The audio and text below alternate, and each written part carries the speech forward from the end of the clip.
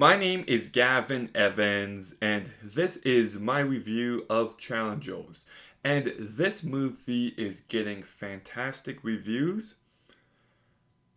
and rightfully so. This movie is actually way better than I was expecting. It's incredible. It really is. It surprised me in every way. Especially with just how ambitious this movie actually is. It's not just a simple romance.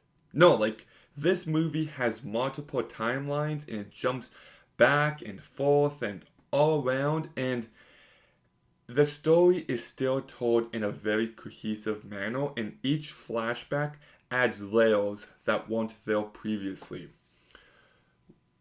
The movie begins with the final match, and at the start, you don't really care about it. But then by the end of the movie, you're just on the edge of your seat, fully locked in, waiting to see what happens next, and it's just a testimony of how far you've come to understand just everything. All three characters and their relationships with each other has so much depth to it. And the more I think about this movie, the more I gain from it. There is a lot of nuance, and it tackles so many ideas about friendship and love and passion and competition and betrayal, and it just tackles so much, and it's all done while being engaging. The characters feel lived in, and whenever I say that, what I mean is that it feels like they exist outside of the time we see them on screen. And so much attention to detail in this movie. Short lines of dialogue that come back in big ways. Just a very, what's the word? A well articulated movie. And I love how we get a sense of the competition on the tennis courts and off the tennis courts. And a big positive for this movie is the musical score by Trent Reznor and Atticus Ross. It kind of feels like it comes up randomly throughout the movie, but then whenever it does come up, you're just fully locked in. It just adds a certain energy to this movie. It just gives this movie an extra bit of personality, and I just loved what the music added to it. I also love how this movie is shot. I love how during some arguments, the camera will go from one side to the next, just like that, over and over again. It makes it feel like you're watching a tennis match with just this argument, which I love. And there are some very creative choices in the last act that completely worked for me. So, I don't know if you guys been watching my videos, but I do not like Luca Guadagnino as a director, but this is by far his best movie. It's easily better than Suspiria. I know everyone disagrees with me on that movie, but I hate it. It's way better than Bones and All. It's way better than Call Me By Your Name. It's way better than A Bigger Splash. All those movies, I don't like. This one, I love. It is a huge 180 for him as a director, and it really shows his talent.